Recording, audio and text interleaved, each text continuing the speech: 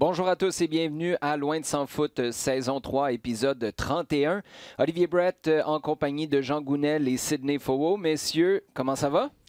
Salut, ça va bien? Ça se poursuit. Si vous le permettez, là, à tout seigneur, tout honneur, on va faire les choses encore une fois un peu à l'envers aujourd'hui. On va commencer avec notre segment à domicile plutôt. En temps additionnel, on va le faire en deuxième portion d'émission. On va revenir sur la rencontre Liverpool-Arsenal à Anfield en fin de semaine, sur les exploits d'Antoine Griezmann avec le Barça aussi. Mais d'abord, étant donné que c'est une saga perpétuelle depuis près de 1 mois maintenant, on va se concentrer sur les nouvelles dans l'univers de l'Impact de Montréal. Ça n'a pas été le résultat escompté. Défaite de 2-1 la fin de semaine dernière face au Toronto FC. Premier match de l'ère Wilmer Cabrera. Mais ce qu'on retient surtout des derniers jours, c'est que Nick DeSantis quitte l'Impact de Montréal. Vos premières réactions? Jean, d'abord? Je pense que ça rentre dans la logique qui se dessine au club depuis quelques mois maintenant. C'est qu'on est en train de changer un petit peu une organisation qui est là depuis... qui semble un peu rouillée, qui semblait un petit peu rouillée et puis surtout pas prête à avancer. On voit comment les clubs, et en particulier les nouveaux clubs en MLS, sont en train de se développer, d'avancer très très vite. Et par moment, on n'a pas eu l'impression vraiment que ici, l'Impact évoluait à la même vitesse. Et je pense que là, on fait un virage vraiment assez net vers une organisation plus... je vais dire dynamique entre guillemets, c'est-à-dire qui rentre vraiment dans l'air du temps et du marché tel qu'il est actuellement dans la Ligue. Pendant si longtemps, Sid, on a parlé du triumvirat. Joey Saputo, Nick DeSantis, Mauro Biello. Dans le day-to-day des opérations, aucun est là à partir de maintenant. C'est gros, cette nouvelle-là, quand même. Je comprends qu'elle nous surprend peut-être moins que ça nous aurait surpris il y a 1 an et demi, ne serait-ce qu'il y a 1 an, parce que souviens-toi, quand Adam Braz a été congédié, Joey Saputo a dit « Nick va toujours avoir une place ici au club ». Ça, c'est-tu le nouveau Kiss of Death? Parce qu'il n'avait pas dit la même chose de Mauro Biello avant sa nomination comme entraîneur-chef. Oui, c'est sûr qu'ils auront toujours une place sur le temple de la renommée du club. Oui, ça, c'est quoi? 24 août, je pense que j'ai fait le calcul des jours, là, 24 août 2024. Là, Nick, il est là, on est d'accord? Mais oui, on est d'accord. Un des plus grands bâtisseurs de l'Impact de Montréal, 26 ans, comme tu le rappelais. Et puis, je suis d'accord avec Jean, ça s'inscrit dans une série de changements. Et puis, c'est intéressant que tu mentionnes Adam Braz. On peut aussi parler de Richard Legendre. C'est vrai, on l'oublie. Dans le fond, effectivement, le virage de l'Impact de Montréal amorcé par l'arrivée de Kevin Gilmour prend forme puisque l'Impact a souvent mué, mais n'était plus qu'une réflexion d'elle-même. Toutes les fois où on parlait de changement, finalement derrière les rideaux, les mêmes personnes tiraient les ficelles. Donc aujourd'hui... Et à la limite, excuse-moi, je t'interromps là-dessus, mais à la limite, peut-être que c'était pas le cas. Mais il y avait encore cette idée-là. Et c'est cette idée qui disparaît là, officiellement avec le départ de Nick DeSantis. Totalement. Et puis même, c'est intéressant, la nouvelle sort, il me semble, jeudi. Et puis pendant quelques jours, il y a un flottement où personne n'y croit vraiment. Ça tend aussi à savoir où il va. On dit oui, Nick DeSantis part, mais où il arrive. Oui. Et ça reste justement dans cette culture qui a été instaurée par l'Impact de Montréal où au final, les acteurs... bouge, il y a toujours un effet domino, donc on nous annonce des changements, mais qu'en est-il vraiment? Toi, tu avais l'impression, dans le fond, qu'il allait simplement quitter ce poste-là pour en avoir un autre, c'est ce que tu veux dire? Tout à fait. À l'intérieur de l'organisation? Oui, tout à fait. Ensuite, bon, ça a été confirmé. Nick DeSantis... crédit à l'homme, un grand bonhomme, toujours très agréable de le croiser, de pouvoir parler foot. Beaucoup de...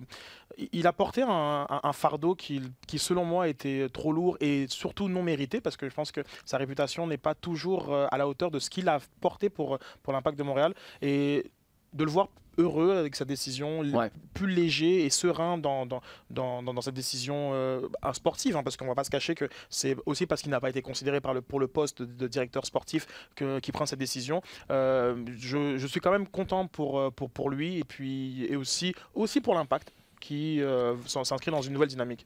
Autre chose aussi, parce que ça rentre dans ce processus-là que tu décris, je crois qu'un essentiel, et ça remonte avant la décision, avant même cet été, avant même le début de la saison. Je crois qu'il y a quelque chose qu'avec Nick qui achoppait à un moment, c'est que plus on avançait, plus il s'éloignait du terrain. Ouais. Or, c'est quelqu'un qui depuis la dernière année était là pour le terrain. Exactement. Et c'était pas son pain et son beurre, c'était le contraire, en fait. C'était plus du tout son pain et son beurre, mais c'était sa passion première.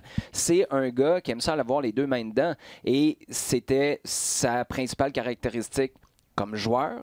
C'est un gars comme ça, comme entraîneur. Même chose comme directeur technique à l'époque. Et dans ces trois rôles-là, il a gagné des championnats. C'est quand même impressionnant comme feuille de route. Après, par contre, là où je suis un peu déchiré, parce que moi, j'ai toujours trouvé que le fait de cacher Nick, puis j'ai l'impression que c'est ce qu'on a fait sur les dernières saisons. Depuis 2014, on ne peut pas parler aux médias. On ne sait jamais vraiment où exactement se situe son pouvoir, s'il y en a beaucoup ou si au contraire il y en a peu. Là, ça allait en diminuant évidemment avec le temps. Ça, je pense que ça a été le placer dans une position très difficile parce que lui n'était pas capable de prendre sa responsabilité, de nous expliquer de quoi il s'agissait quand c'était son travail avec le club. Ceci dit, ben, jusqu'à tout récemment, il choisissait de rester là aussi. Donc, c'est facile de dire, ben, je suis dans une position un peu difficile, on m'écarte, mais à quelque part, c'est pas le seul club de foot ou c'est pas la seule entreprise en ville non plus. Et c'est là où je trouve intéressant de voir que Nick DeSantis, à 51 ans, en est venu à un moment où il a dit, j'en ai assez, je quitte. Ça, c'est peut-être la partie où, à ce stade-ci, je ne m'attendais plus à ce que ce soit possible de le voir quitter.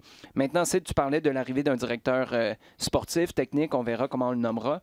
Lino Di Cuolo. Comme quoi, on ne dit pas que des niaiseries ici à Loin de Sans Foot. Les gars, je vous ai posé la question la semaine dernière, à savoir, un gars de l'Europe qui débarquerait ici pour faire le travail à l'Impact de Montréal comme directeur sportif, est-ce que ça vous inquiète? Votre réponse était unanime. Oui, vous étiez inquiet. Mais là, Lino Di Cuolo, c'est le meilleur des deux mondes. C'est comme un Frank Lopas en très, très, très amélioré, dans le fond. Est-ce que c'est ça qu'il faut comprendre, Jean? Dis pas ça, tu vas faire peur aux gens. Non, non, en très, très, très amélioré. Dans le sens où il n'y a évidemment pas besoin de faire le tour de la question très longtemps. Avec un nom comme ça, Lino Di Cuolo, tu comprends qu'il y a certaines affinités italiennes. C'est peut-être là où on va cocher la fameuse case langue parlée pour être capable de communiquer avec Bologne comme il faut. Mais un gars qui a des responsabilités aussi importantes avec la Ligue, qui a des connaissances à l'interne probablement très pointues qui valent une fortune à l'heure actuelle. Dans 2 ans, ça sera peut-être obsolète, mais pour le moment, ça peut être très intéressant. Et un gars qui connaît bien la réalité nord-américaine. Qu'est-ce que tu penses de l'arrivée potentielle de ce gars-là comme directeur sportif, Jean? J'ai mes questions. J'ai vraiment mes questions. Non, mais là, ça, c'est clair. Écoute, t'en veux-tu des questions? On va en faire 5 pages. OK. On va chercher quelqu'un qui, à première vue, a travaillé avec la Ligue, en particulier au niveau du recrutement, au niveau des contrats de joueurs, etc. Et que cette expertise, on va la transposer au club. Ouais. Ça va être l'essentiel de son travail. Je t'avoue que toutes les fois où on a parlé de directeur sportif, pour moi, c'était quelqu'un qui se rapprochait beaucoup plus du terrain. Or, là, on parle de quelqu'un qui a un taille-crayon et qui au niveau terrain, non, c'est pas ça.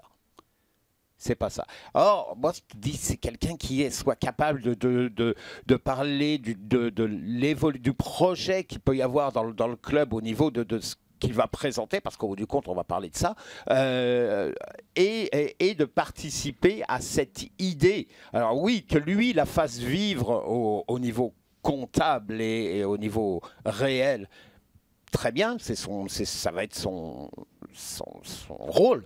Mais qu'au départ, il ait cette discussion au quotidien, ou en tout cas suffisamment régulièrement, avec l'entraîneur, avec l'académie. Je pense que c'était quelqu'un plus comme ça que j'envisageais. Es-tu en train de me dire que c'est un poste administratif plus que sportif? C'est comme ça que tu le vois? Ça y ressemble un peu, ouais. Mais quand même, pour avoir vu passer... sachant que ce que tu veux surtout, c'est construire une équipe. Puis je pense que c'est un des gros constats d'échec avec Rémi Garde, c'est qu'on est allé chercher un entraîneur sans lui donner les outils. Là, ce gars-là, est-ce qu'il n'y a pas le potentiel, Sid, de fournir ces outils-là à un coach? Ou est-ce qu'on reste trop loin puis ça reste trop... C'est intéressant parce que je n'avais pas pensé au point que Jean amène. Et effectivement, c'est aussi les raisons pour lesquelles, personnellement, j'étais assez excité à l'annonce de Dikoulios, comme je dis mal. Dikwolo. Parce que je pense que l'Impact a besoin de cette structure. Mais effectivement, c'est peut-être déjà... Mais on le connaît pas très bien. Peut-être que le gars, c'est un gars qui est très très près du terrain, puis c'est ce qu'il attend depuis des années aussi. Là. Aussi, c'est peut-être une grosse tête de foot, mais j'étais très intéressé par son profil au niveau des connaissances de la Ligue, des mécanismes de la Ligue. Et je pense que l'Impact s'est un peu auto-exclu de cette dynamique depuis son arrivée en MLS. Je pense qu'il y avait un peu de rattrapage avec Adam Braz qui quand même faisait ses devoirs, Vassili en a un autre. Ouais. Mais Et pour se faire respecter aussi dans la MLS. On Bien trouve sûr. toujours qu'on est négligé ici, là, d'avoir un gars qui passe des bureaux de la MLS et qui débarque à Montréal. Je ne sais pas si c'est là où tu t'en allais, Sid. mais exactement, genre, comme je pense que auprès les montants des places internationales, les structures des contrats, il y a peu de créativité dans la façon dont l'Impact structure son budget salarial au niveau de ses joueurs. Et il y a beaucoup de choses que l'Impact semble ignorer dans l'usage même de ces draft picks, dans plein de choses qui permettraient à l'Impact de peut-être justement de mieux jouer dans le contexte très très particulier, on le sait de répéter, mais c'est vrai, très très particulier de la MLS, et d'avoir un peu comme Toronto l'a fait, d'avoir un super VP qui va jouer ce rôle de directeur peut-être plus technique. C'est vrai que là je rejoins Jean, peut-être plus directeur technique que sportif. Pour moi, je pense que c'est une excellente nouvelle pour l'Impact. Moi, je reviens au commentaire de Kevin Gilmore la semaine dernière qui disait c'est le directeur sportif qui va avoir la responsabilité de créer, d'établir l'identité de cette équipe-là. Jean, là, ça devient intéressant ce que tu soulèves parce que cette personne-là a des connaissances que presque personne d'autre a en ce moment sur le marché. Donc, ça a une valeur extraordinaire. Mais est-ce que c'est suffisant pour définir cette identité-là? Pour moi, c'est une philosophie, une façon de faire, une ADN d'entreprise. Et c'est là où Kevin Gilmore a un gros rôle à jouer parce que si toi, ce que tu veux, c'est quoi ces valeurs sportives à Dikouolo? On ne les connaît pas encore. Non. On les connaîtra probablement rapidement s'il débarque ici et il met carte sur table pour nous expliquer ce qu'il recherche. Et je présume que si on lui dit c'est toi qui vas établir l'identité de cette équipe-là, bien, il va y avoir réfléchi avant de débarquer devant un micro ici à Montréal. Mais là, de mettre le fardeau, c'est peut-être un peu négatif, mais donner la responsabilité à ce gars-là de créer ton identité quand c'est pas ça que tu as fait tout au long de ta carrière, moi je reviens. Il est peut-être capable de l'exécuter. Numéro 1. Mais c'est l'entreprise. Kevin Gilmore dit « Je veux une équipe intéressante offensivement. » En fait, il dit « Je veux offrir un spectacle à mes partisans. » Mais c'est correct. Mais c'est pas le même genre de joueur que tu vas aller recruter. Est-ce que Dikouolo, il partage cette opinion-là ou est-ce que c'est un Italien un petit peu plus conservateur? Puis là, je ne fais pas de généralisation avec le foot italien de manière générale, mais est-ce que c'est un gars plus conservateur, un peu à la Rémi Garde? Ça, c'est intéressant. Vraiment intéressant comme conversation. Mais sur cet aspect-là, c'est intéressant parce que ton exemple est en plein dans ce que disait Patrice Bernier hier en entrevue. Il faut vraiment distinguer identité de club et identité d'équipe, pour résumer. L'identité de l'équipe sportive, une équipe spectaculaire sur le terrain, ça pourrait varier selon les entraîneurs, selon le personnel. Mais l'identité de club... Ça peut pas varier tant que ça, par exemple. Regarde les estrades cette année. Non, mais c'est ennuyant aller voir cette équipe-là depuis le début de la campagne. Puis les estrades ne sont pas pleines non plus. Je pense pas qu'on peut complètement dissocier, mais la distinction reste super intéressante. C'est ça. En termes d'identité de club, on est dans des valeurs beaucoup plus méta qui sont peut-être comme le fait francophone, la famille, par exemple. Voilà, l'ancrage communautaire. Ouais.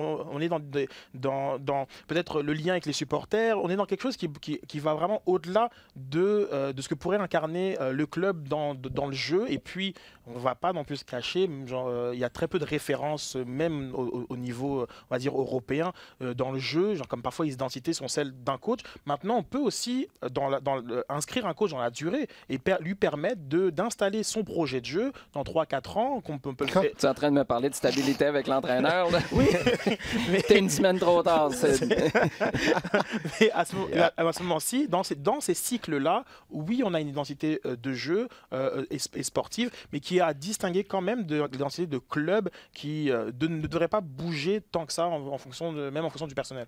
Non, ce que je voulais dire, c'est quelqu'un avec qui il y ait une sorte où il y ait vraiment un communicant. C'est-à-dire que là, le profil qu'on est en train de me présenter, c'est de quelqu'un qui va avoir les dossiers sous la main avec un entraîneur qui aimerait avoir un tel, et puis qui va dire, bon ben, alors là, je rajoute 250, puis je retiens 5, et lui on peut pas. C'est pas l'idée que je me fais d'un directeur sportif. Puis si Di Quolo débarque ici, Ah ben, est-ce qu'il y a moyen de te convaitre bien sûr. avec sa façon de présenter les choses, ou est-ce que c'est vraiment sa feuille de route où tu dis non? Ah non. Au contraire, je demande à être surpris et puis à être convaincu, complètement. Ça, on aime ça. Quand Jean Gounel demande à être surpris et convaincu, on répond en disant Rod Fanny est de retour avec l'Impact de Montréal. Jean, qu'est-ce que tu en penses? J'ai un petit peu ri au départ. Et puis après, je me suis dit, c'est logique. C'est complètement logique. C'est logique parce que Rémi Garde est allé sonder l'intérêt de Rod Fanny. Rémi Garde dégage puis Rod Fanny débarque. C'est logique comme ça? Non, c'est logique parce qu'il y a un peu le feu et puis qu'on est le 26 août et puis que le 28 aujourd'hui et que s'il y a une solution à aller trouver, c'est avec quelqu'un que tu connais, quelqu'un qui est dispo. C'est pas évident de trouver quelqu'un qui est disponible en ce moment pour 2 mois et une dizaine de matchs. Et qui t'offre des certitudes, c'est trop fort, mais quelques certitudes au moins en termes de personnalité. Tout à fait. Tu ne vas pas partir dans l'inconnu avec quelqu'un à des conditions qui vont être complètement ridicules pour un minuscule temps. Je veux dire, tout indiquait que si tu allais bouger une dernière fois dans ton recrutement, ça allait être en terrain connu et pour mettre un pansement sérieux sur la blessure. Moi, je vous disais il y a quelques semaines, non, vas-y en opération commando, mets Bakary Sagna en défense centrale si tu as besoin. Je ne veux pas dire qu'on m'a écouté, loin de là, mais Bakary Sagna s'est retrouvé en défense centrale. Je ne mets pas le fardeau de cette défaite-là sur les épaules du Français, loin de là, mais ça montrait à quel point on était rendu court. Il y a eu des blessures depuis ce temps-là aussi. Maintenant, est-ce que Fanny est vraiment capable? Il n'a pas joué depuis la fin octobre 2018. Est-ce qu'il est vraiment capable de rentrer tout de suite puis faire la job? Bonne question. Parce que c'est ce qu'il avait fait la première fois, mais l'arrêt n'était pas de près d'1 an. Exactement. Donc, lui, il indique qu'il s'est maintenu en forme. Après, le rythme d'un match est complètement... Il y a un grand écart entre les deux. Mais pas pour tous les matchs de l'Impact. Hein. Des fois, ça accélère pas trop. Ça reste à suivre. C'est ce qu'on se souhaite pour la fin de saison. Tu as raison, mais à voir. Mais la combinaison de son retour et celui de Piet, notamment, va pouvoir vraiment fortifier la défense de l'Impact. Moi, je crois personnellement que pour te encore donner du crédit, c'est que c'était tellement logique que finalement, nous, on ne le voyait pas. Il fallait un défenseur qui soit libre, prêt à jouer pendant 2 mois, que l'Impact connaissait et qui était capable d'apporter des garanties au jour 1, au moins en tant que profil.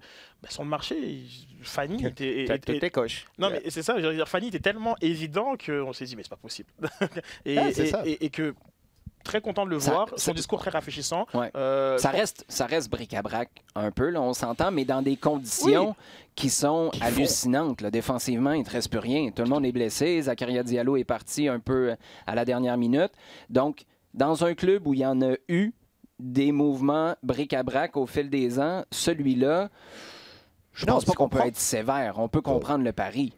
Mais là, je vais t'envoyer ça dans ta course, Sid, parce que tu es le king de 2020 puis d'un effectif où tout le monde revient. Fanny, c'est juste pour la fin de l'année. Là. Il va avoir 38 ans début décembre. Écoute... t'hésites déjà. Ah non, mais je veux pas non plus... Fanny Pipiatti au match des étoiles en 2020, c'est ça que tu es en train de me dire? Ce serait beau. Mais laisse-moi y réfléchir, Okay. mais après je pense que de toute non, façon... non, attends une minute, laisse-moi y réfléchir. Ça, c'est parce que tu veux voir le match dans la fin de semaine, puis être capable de juger, puis me donner une réponse basée sur quelque chose. Il est certain que de toute façon, toutes ces discussions-là, elles vont te dire à quoi, d'abord, elles tiennent à quoi, à qui? À Cabrera.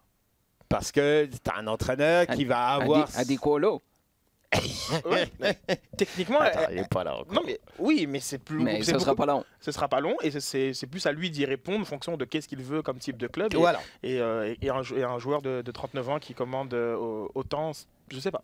Non, mais tu as un entraîneur qui vient d'arriver, dont on ne sait pas exactement quel va être son statut ni sa durée, qui éventuellement, si les choses continue d'avancer et que ça se passe pas trop mal, aura ses desiderata pour l'avenir.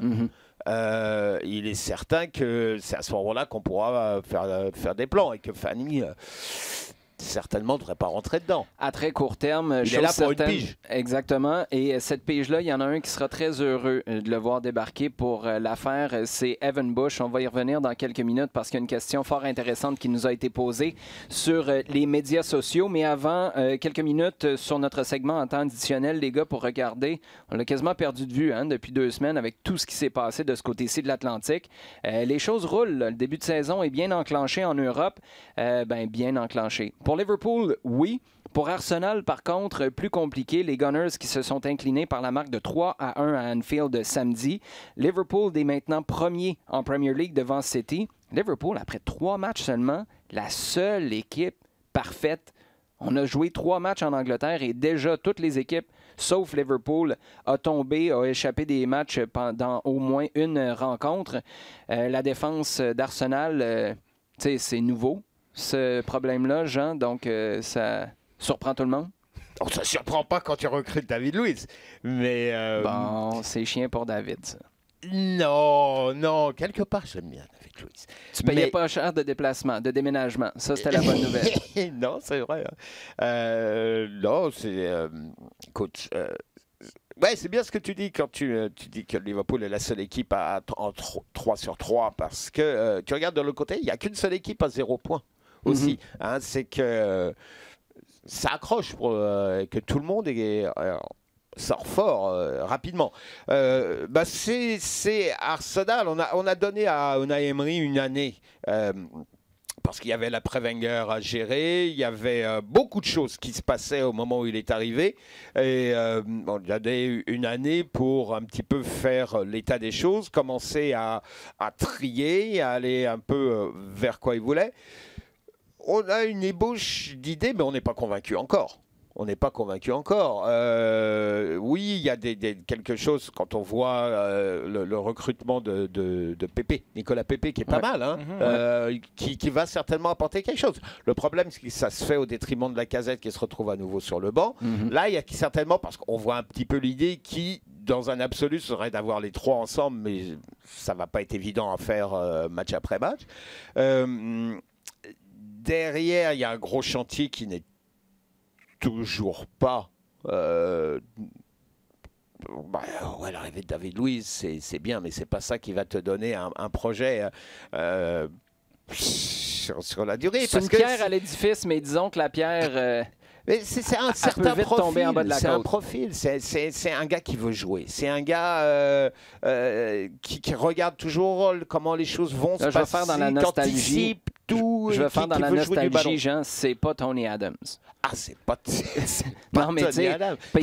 Et c'est ça que les supporters d'Arsenal aimeraient avoir. Socrates, à quelque part, ça devait être ça un peu, un gars qui se met le nez dans le trafic, qui n'est pas nécessairement le plus poli en termes de jeu, mais qui est capable de retrousser les manches dans les moments difficiles et dans les batailles de tranchées, être capable de gagner des duels, serrer les dents, battre l'adversaire avec peut-être un petit peu moins de finesse. On est encore loin de ça à Arsenal, Sid? Ah oui. Je pense que Arsenal, après, il faut toujours corréler aux ambitions. Pour parler avec plusieurs fans d'Arsenal, je pense qu'ils seraient très contents d'être 3e, loin de City et de Liverpool. Le match a été révélateur justement d'un manque d'ambition. On essaye de bétonner derrière avec une défense très friable. Et puis, on va balancer des ballons sur Aubameyang et Pepe en espérant gens qui battent à la course des gens sur 30 mètres. Donc c'était assez faible d'un point de vue pour Unai Emery, étouffé complètement au milieu de terrain. Je pense que Ceballos a pris l'eau d'une façon très rare d'ailleurs. Je pense que Arsenal, malgré que l'an passé fut une année de transition, en termes de contenu, c'était très intéressant. En termes de contenu, c'était un des plus beaux jeux d'ailleurs. Et on revenait à l'Arsenal d'Arsène Wenger dans la qualité de jeu. Mais là, Unai s'est complètement écrasé comme dans l'enjeu. Bon, après tout, ça n'a peut-être pas de grandes conséquences sur la suite des choses. Mais c'est contre Liverpool aussi. Justement, c'est contre Liverpool, mais c'est quand même un indicateur de l'écart qui aujourd'hui existe entre les deux clubs. Et de voir que peut-être que cette défense-là est véritablement problématique et que de l'argent doit y être investi, que David Luiz malgré tout reste leur meilleur défenseur alors que sa performance contre Mohamed Salah était d'une médiocrité. Des difficultés, on va dire. Oui, la bonne nouvelle pour les Gunners dans tout ça, c'est que tu peux regarder autour de toi en Angleterre et dire, il y a 17 autres clubs comme nous qui ont bien de la difficulté à rattraper City et Liverpool. On n'est pas seul maintenant. Tu regardes, et là, on va revenir un petit peu sur une discussion qu'on a, qui est récurrente ici, c'est que là, maintenant, on a deux clubs avec Klopp et Guardiola qui sont installés depuis un certain temps et où il n'y a pas de problème. On a dit, OK, travaille ton projet sur plusieurs années et c'est mis en place. Et tu regardes derrière, Unai Emery, Solskjaer, pardon, Pochettino qui est tombé contre Newcastle. Ouais. Bon, Pochettino, lui, effectivement, mais avec lui, il y a d'autres raisons. Mais sinon, tu parles d'entraîneurs qui arrivent ou qui sont très très récents à la barre de grosses équipes avec des grosses attentes, avec justement très peu de marge de manœuvre quand il est question de projet. Et c'est clairement pas évident. Et que donc ces deux clubs-là, City et Liverpool, sont toujours avec un temps et demi d'avance sur les autres. Au beau milieu d'une saga interminable avec le PSG, les transferts qui pourraient se faire, qui se font pas, qu'on attend, qu'on continue d'attendre, il y a Antoine Griezmann qui a ouvert son compteur de Liga avec le Barça, lui qui était habitué avec l'Atlético. Évidemment, victoire de 5-2 du Barça face à Betis au Camp Nou en fin de semaine, sachant qu'ils avaient perdu leur premier match 1-0 face à Bilbao. On avait besoin de ce résultat-là. Tant individuellement pour Griezmann que collectivement pour le Barça qui ne pouvait pas se permettre d'échapper à un deuxième match de suite. Je pense que Griezmann a réalisé à quel point il avait changé de dimension quand, après un match contre Bilbao, tout le monde lui est tombé dessus, surtout on va dire la presse catalane, et indiquant qu'il n'a pas les épaules pour pouvoir porter ce club en cas de défaillance ou absence de Messi. Et je pense qu'il n'était pas prêt à tout ce déferlement très définitif, alors qu'il a quand même prouvé sa valeur au sein de la Liga et agréablement surpris, un beau doublé contre le Betis de Nabil Fekir, et que ça a très mal commencé d'ailleurs, ils ont dû remonter au score, et il a quand même montré que c'est pas non plus le petit joueur du coin, Antoine Griezmann, et il avait besoin de ça, lui, et je pense que le public a aussi besoin de respirer un petit peu. La saison va être longue, là, il y a quand même une adaptation à faire pour le joueur, mais Griezmann, je pense que là, il y a un poids qui s'enlève, et il y a aussi une réalisation qu'il a changé de dimension et que dans un club comme ça, on pardonne très très peu l'échec. Le point de Sid est super intéressant, Jean, parce que j'ai envie de dresser un parallèle entre le Barça comme club et la Premier League comme ligue. On aime toujours prétendre en Angleterre que c'est pas pareil chez nous. Les exigences sont plus hautes. Rappelle-toi, à l'arrivée de Pep Guardiola, ce qu'on espérait quasiment, puis je pense que c'était ça, c'était que Guardiola se plante pour prouver que la Premier League, c'est une autre dimension. Voilà, qu'il aurait pu réussir ailleurs. Au Barça, c'est la même chose. Tu arrives, tu fais un mauvais match, puis là, tout d'un coup, tout s'écroule. C'est comme si on se faisait une fierté d'être un endroit où tu as réussi ailleurs, mais chez nous, tu n'es peut-être pas capable, même quand tu portes nos couleurs. Ouais, j'aime bien ce que dit Sid, où effectivement, le regard sur la performance, elle est définitive, et elle est définitive pendant 6 jours. Ça, c'est très bon. Non, mais c'est ça, c'est que tu es planté. Tu rates un match, tu es pourri pendant 6 heures. Tu as une petite chance de te rattraper, de te sauver le dimanche suivant ou le samedi suivant, on n'a pas. Mais effectivement, c'est incroyablement dur. Demande à Coutinho, demande à Dembélé récemment ce qu'ils en pensent Et c'est pas non plus n'importe quoi qui est arrivé à Barcelone. Et on peut pas dire que ça a été de francs succès. Et pour Griezmann, si tu marques 2 buts, c'est une chose. Les marquer comme ça, pour ceux qui les ont pas vus, ben là, tu mets une autre petite couche. T'es définitif pour la semaine. Ça, c'est clair, tu as tout à fait raison, Jean. Messieurs, si vous le permettez, on va rapidement passer à plusieurs très bonnes questions qui nous ont été posées sur les réseaux sociaux. Hashtag LDSF sur Twitter au cours des dernières heures. D'abord, on va faire ça pêle-mêle un peu, là, Impact de Montréal ou ailleurs sur le vieux continent. Dr Foot qui nous demande le départ le plus important chez l'Impact, c'est celui de Garde ou de DeSantis? Garde. Oh, moi, je ne suis pas certain que je partage cette opinion-là. Non, c'est le départ de Nick DeSantis. Pourquoi? Pourquoi? Parce que son départ permet... On dit qu'on tourne une page, on ne tourne pas une page, on tourne le livre, on le range dans la bibliothèque et on est vraiment dans autre chose avec le départ de Nick DeSantis. Je pense que tu crées un autre ton. Tout à fait. Je pense que l'impact avec ou sans de Nick DeSantis, c'est complètement autre chose. Je pense que dans l'immédiat, effectivement, le départ de Garde est peut-être plus important dans l'immédiat sportif, mais dans une perspective beaucoup plus large, le départ de Nick DeSantis ouvre des portes complètement, pour moi en tout cas, inimaginées, parce que je ne vais pas faire comme si c'était un secret des dieux. Je suis extrêmement surpris de son départ. Et pour toi, Jean, c'est pour des raisons sportives, je présume? Pour des raisons sportives, parce que déjà, le rôle, je comprends la logique derrière ce que dit Sid, mais là, l'identité pour l'instant de ce club-là, elle se transmet sur le terrain. Tu le disais tout à l'heure. Mais on ne l'aimait pas tant que ça, par contre, sur Rémi Garde. Non, je suis d'accord. Mais effectivement, mais tu en parlais tout à l'heure en disant, mais regarde, les gens qui vont ou qui ne vont pas au stade cette année, c'est que l'identité, elle existe et elle vit là. Ouais. On aime, on n'aime pas, d'accord, mais c'est pas derrière. Pour moi, c'est pas dans les bureaux, etc. Pour le moment. Et c'est toujours, on parle de Barcelone, c'est tout à l'heure, c'est la même chose. Ouais. C'est sur le terrain que tu le vis et que tu aimes ou que tu n'aimes pas, ou que tu vas t'intéresser à ce club. Moi, j'ai entendu des gens qui m'ont dit, tu sais, pour l'année prochaine, je suis pas trop sûr que je vais reprendre mon truc de saison. Oui, mais attends que Wilmer Cabrera là, décide que Maxi Urruti, il y en a assez vu, puis peut-être qu'il y a quelque chose d'autre qui va se passer, mais je ne retiens pas mon souffle, parce que là, de ce que je comprends, c'est 2 personnes qui sont assez proches l'une de l'autre, Urruti et Cabrera. Olivier, ça m'intéresserait ton avis sur la question. Non, mais inquiète-toi pas, je vais te le donner avant de passer à la prochaine question, je te garantis. Moi, je pense que, puis là, je regarde globalement, je ne suis pas seulement sur le sportif, parce que là-dessus, il n'y a pas photo, Jean, de toute façon, c'est la raison principale pour laquelle Nick s'en va, c'est qu'il était de plus en plus loin du terrain, on le disait tout à l'heure. Par contre, moi, je pense que les intangibles ont toujours fait très mal à l'Impact de Montréal de manière générale, comme brand, comme marque, comme organisation. J'avais toujours le feeling dans le passé que les gens, c'est un peu comme une piscine. Tu as soit la tienne ou tu as celle du voisin que lui te permet de venir visiter puis utiliser une fois de temps en temps. Avant, les gens venaient, puis là, c'était pas dit explicitement comme ça. C'est mon feeling et c'est une question d'intangible, donc c'est très difficile à expliquer.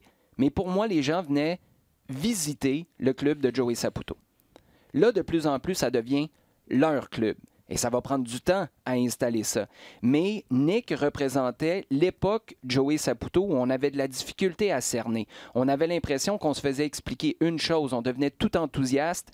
On se présentait au stade. Puis là, finalement, on entendait que c'était pas tout à fait ça. Et la première personne à qui on jetait la pierre, à tort ou à raison, mais probablement souvent à tort, le problème, c'est qu'on nous a jamais expliqué la situation de manière assez limpide pour qu'on soit capable d'exonérer les personnes. Nick, en l'occurrence, c'était lui. C'est Nick DeSantis qui se faisait toujours dire ou qui se faisait pointer du doigt, à savoir, il y a des ficelles qui sont tirées derrière. C'est qui est vraiment en train de prendre les décisions? Est-ce que c'est le coach ou non?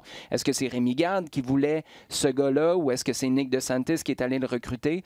Pour moi, je pense que là, tu passes à une autre étape et tu le disais tout à l'heure, Jean, en début d'émission, tu es en train d'envoyer un message à quelque part au marché, que tu es en train de prendre des décisions importantes. Et le timing de cette annonce-là, pas l'annonce officielle parce qu'il y a eu quelques jours entre les deux, mais l'annonce, la première fois qu'elle est sortie dans les médias, ça a coulé, que Nick s'en allait, c'est le lendemain de la conférence de presse pour Rémi Garde. Moi, je pense que pour envoyer un message d'un président qui est là, puis on va voir, peut-être que Kevin Gilmore, en ce moment, c'est une opération de destruction massive, puis on va la regretter dans 6 mois, dans 1 an et demi. Mon feeling, c'est que c'est pas le cas. Il y a un ménage qui est en train de se faire. Le ménage aurait pu se faire en donnant une position plus claire à Nick DeSantis, puis en lui permettant de parler aux médias. Mais tant qu'on faisait pas ça, c'était important pour moi de tourner la page, d'écrire un nouveau tome.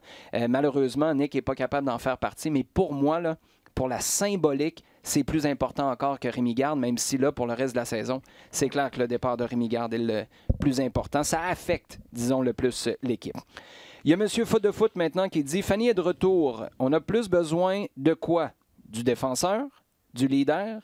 De l'expérience? » L'expérience, je pense que c'est le facteur le plus intéressant et je pense que je pourrais aussi me faire ajouter Patrice Bernier, une expérience de ces moments difficiles et de la gestion de ces moments difficiles. C'est un club qui mine de rien, est très jeune dans son vécu footballistique et qui pourrait ne pas être à la hauteur mentalement des exigences d'une course pour les séries. C'est vrai que on a besoin d'un défenseur, je pense que c'est l'hécatombe derrière, mais plus que ça, je pense qu'on a besoin d'une personne qui a la tête froide et qui, tant qu'il y aura l'espoir de se qualifier, parce que peut-être que l'Impact se qualifiera comme avec 1 point et par la peau des fesses, il faut qu'il y ait quelqu'un dont Rod Fanny, dont Patrice Bernier, qui permet de garder la tête froide. Parce que ce ne sera pas facile. Je veux dire, l'Impact ne va pas rouler sur tous ces matchs à domicile, c'est pas ça qui va se passer. Et pourtant, il faudra quand même regarder droit et haut. Le défenseur, le leader, l'expérience? Évidemment, c'est un mélange de tout, très clairement. Ouais, mais en quelle proportion? À quelle proportion, c'est ça? C'est pas un tiers, je crois que non, l'analyse de Sid, elle est totalement dedans, plein pot, quoi.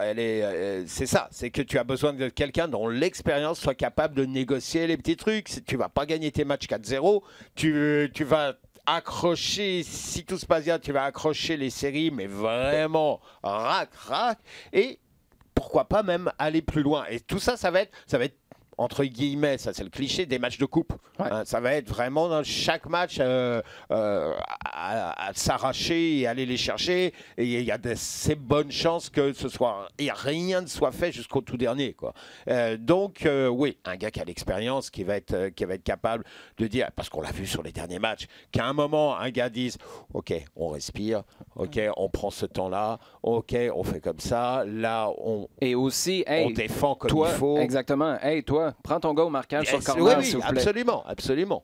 Ouais. Non, mais c'est une équipe qui prend l'eau et qui mentalement est très faible. Donc, il y a une petite séquence que j'ai aimée, qui a été diffusée d'ailleurs par RDS, où on voit Sagna et Fanny déjà en train de parler à Camacho avec beaucoup de gestes et tout. Bon, après, on peut toujours imaginer de quoi ils parlent, mais j'ai bien aimé. J'avais bien aimé de voir ces deux vétérans mentorer Rudy Camacho, et c'est de ça dont l'Impact a besoin pour négocier la fin de saison.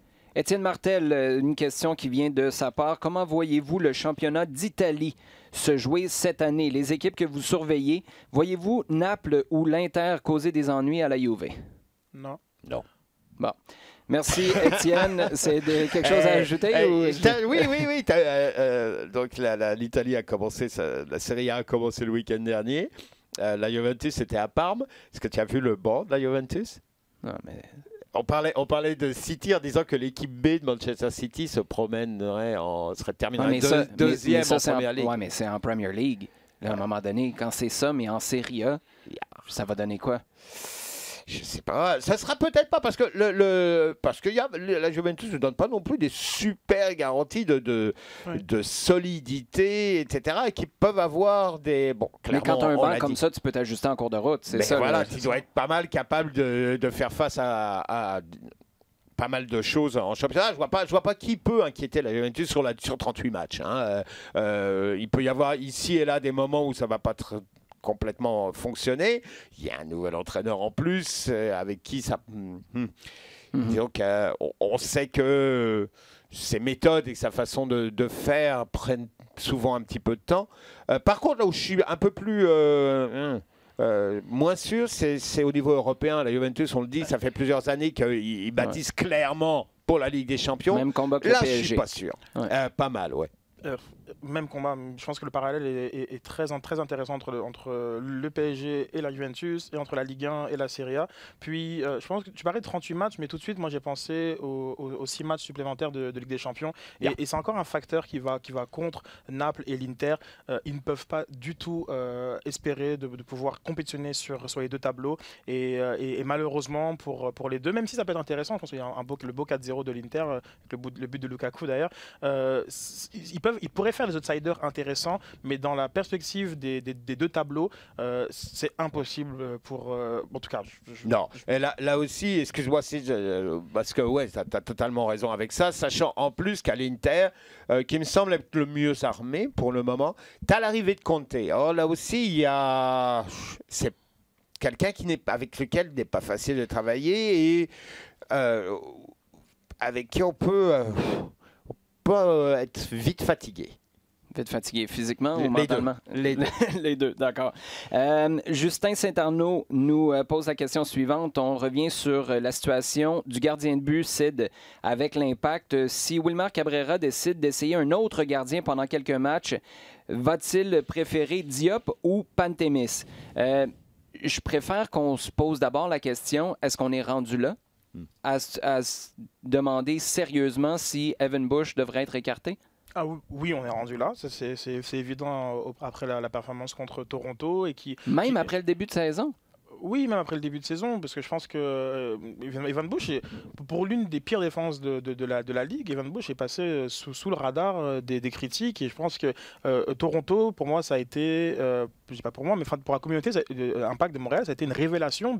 Mais il fait aussi partie de cette équation. On a beau parler des coups de pied arrêtés et vouloir remettre en question le placement des défenseurs, il y a aussi un gardien qui doit commander sa surface de réparation. Et Evan Bush fait partie de cette équation-là. Et le match de Toronto a vraiment été une révélation mais ça n'a jamais été un gardien qui a commandé sa surface de réparation. Mais je pense que c'est drôle. Pourquoi tu l'as remis sous contrat dans ce cas-là? Non, mais tu sais, à quelque part, non, si tu attends 3/4 de la saison avant de comprendre ça, il y a quelqu'un à quelque part qui a dormi au gaz avant. Là. Et je pense que ce quelqu'un n'est pas seul. Je pense qu'il y a beaucoup de personnes qui ont dormi au gaz sur le cas d'Evan Bush. Donc oui, on est à ce stade-ci. Maintenant, est-ce que Diop ou Pantémis auront leur chance de jouer, hormis peut-être à la finale du championnat canadien, et même ça, j'en doute?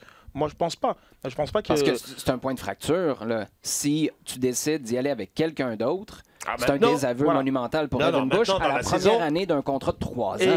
Exactement. Donc, et c'est pour ça que je ne crois pas qu'il sera remplacé pour la fin de saison. Mais je trouve ça très pertinent qu'on se pose les questions sur Evan Bush et sur son rôle, sur les performances de la défense, parce que c'est quelque chose sur lequel, pour quelques arrêts sur sa ligne, il a complètement évité... Ouais, mais c'est pas quelques arrêts. Là. En début de saison, le nombre d'arrêts qu'Evan Bush a fait... On pourrait y revenir. Parce que dans ce cas-là, pour moi, c'est être tout aussi sévère, donner aussi peu de crédit pour ce qu'il a fait en début de saison. Ben, si on fait ça, on va diminuer aussi les mauvaises performances des derniers matchs. Moi, je pense qu'il faut être juste des deux côtés. En début de saison, il y a des matchs où Evan Bush faisait des arrêts match après match dans les 5, 10, 15 premières minutes et l'impact existait que à cause de lui. Il y a eu une séquence là, de 4 ou 5 matchs où c'était une échappée ou un tir à bout portant à tous les débuts de rencontre. Il a été capable de faire les arrêts. C'est la raison pour laquelle, pour moi, c'est pas le premier but qui est encaissé par Toronto, face à Toronto qui m'énerve. Parce que ça, c'est un but où Evan Bush n'est pas dans ses qualités. Mais c'est le deuxième. Celui où là, tu as une séquence à bout portant où tu aurais fait l'arrêt en début de saison et tu le fais pas. C'est là où, pour moi, il y a un signal d'alarme. Mais une alarme que tu es obligé d'ignorer, à mon sens, parce que c'est un désaveu comme ça, à ce stade-ci de la saison. Là, tu perds Evan Bush et tu perds probablement beaucoup d'Américains dans l'équipe. Et ça, ce serait un gros problème dans le vestiaire. C'est sûr. C'est sûr que maintenant, c'est ton ancien. C'est ton joueur qui est là vraiment depuis le plus longtemps, qui a effectivement... pas parler service rendu, parce que oui, il a été là à des moments pénibles. Ouais. Et à des très bons moments aussi pour lesquels il a beaucoup apporté. Et c'est vrai que aujourd'hui, c'est pas envisageable. Ce serait pas envisageable pour la fin de saison telle qu'elle se dessine actuellement de partir avec quelqu'un d'autre. Je vois pas. C'est extraordinaire, les gars, de parler de ça, sachant que ce soir, parce qu'on enregistre le podcast, il y a Maxime Crépeau qui débarque en ville. Hein? Si seulement on était capable de savoir ce qui va se passer dans le futur pour être capable de prendre nos décisions, je pense qu'il y a un certain Lino Di Quolo qui serait super content à son approche à Montréal s'il est vraiment pour débarquer ici comme directeur sportif. Messieurs, merci, toujours un grand plaisir. Merci. Merci à vous pour toutes vos questions au cours des derniers jours. Hashtag LDSF sur Twitter. Vous pouvez les poser tout au long de la semaine. Vous pouvez également consulter le contenu sur le rds.ca/balado-diffusion et sur les applications RDS ainsi que iHeartRadio.